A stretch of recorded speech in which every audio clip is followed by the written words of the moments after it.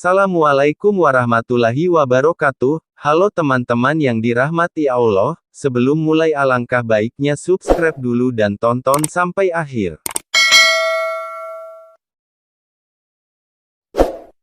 Seperti yang telah biasa dilakukan ketika salah satu sahabatnya meninggal dunia, maka Rasulullah mengantar jenazahnya sampai ke kuburan. Dan pada saat pulangnya disempatkannya singgah untuk menghibur dan menenangkan keluarga almarhum supaya tetap bersabar dan tawakal menerima musibah itu. Dian Rasulullah bertanya, tidakkah almarhum mengucapkan wasiat sebelum wafatnya? Istrinya almarhum menjawab, saya mendengar dia mengatakan sesuatu di antara dengkur nafasnya yang tersengal-sengal menjelang ajal. Apa yang dikatakannya? Saya tidak tahu, ya Rasulullah. Apakah ucapannya itu sekedar rintihan sebelum mati, ataukah rintihan pedih karena dahsyatnya sakaratul maut? Cuma, ucapannya memang sulit dipahami lantaran merupakan kalimat yang terpotong-potong. Bagaimana bunyinya? Desak Rasulullah. Istri yang setia itu menjawab, suami saya mengatakan, andai kata lebih jauh lagi, andai kata yang masih baru, andai kata semuanya, hanya itulah yang tertangkap sehingga kami bingung dibuatnya. Apakah perkataan-perkataan itu igauan dalam keadaan tidak sadar, ataukah pesan-pesan yang tidak selesai? Rasulullah tersenyum, sungguh yang diucapkan suamimu itu tidak keliru. Sahnya begini.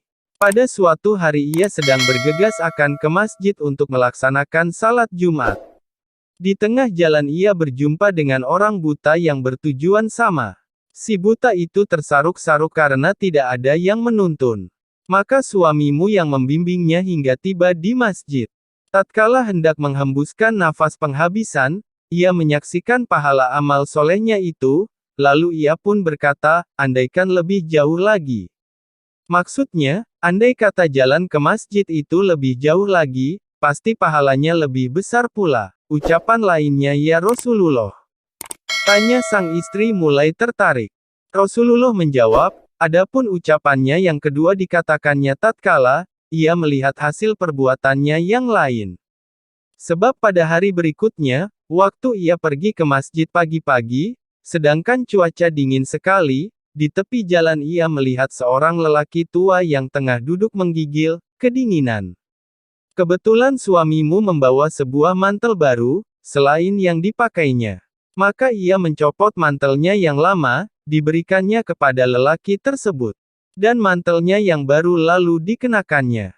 Menjelang saat-saat terakhirnya, suamimu melihat balasan amal kebajikannya itu sehingga ia pun menyesal dan berkata, andai kata yang masih baru kuberikan kepadanya dan bukan mantelku yang lama, pasti pahalaku jauh lebih besar lagi. Kemudian, ucapannya yang ketiga, apa maksudnya, ya Rasulullah? Tanya sang istri makin ingin tahu. Dengan sabar Nabi menjelaskan, ingatkan kamu pada suatu ketika suamimu datang dalam keadaan sangat lapar dan meminta disediakan makanan. Engkau menghidangkan sepotong roti yang telah dicampur dengan daging. Namun, tatkala hendak dimakannya, tiba-tiba seorang musafir mengetuk pintu dan meminta makanan. Suamimu lantas membagi rotinya menjadi 2 potong, yang sebelah diberikan kepada musafir itu. Dengan demikian, pada waktu suamimu akan menghembuskan nafasnya, ia menyaksikan betapa besarnya pahala dari amalannya itu. Karenanya, ia pun menyesal dan berkata, kalau aku tahu begini hasilnya, musafir itu tidak hanya kuberi separoh.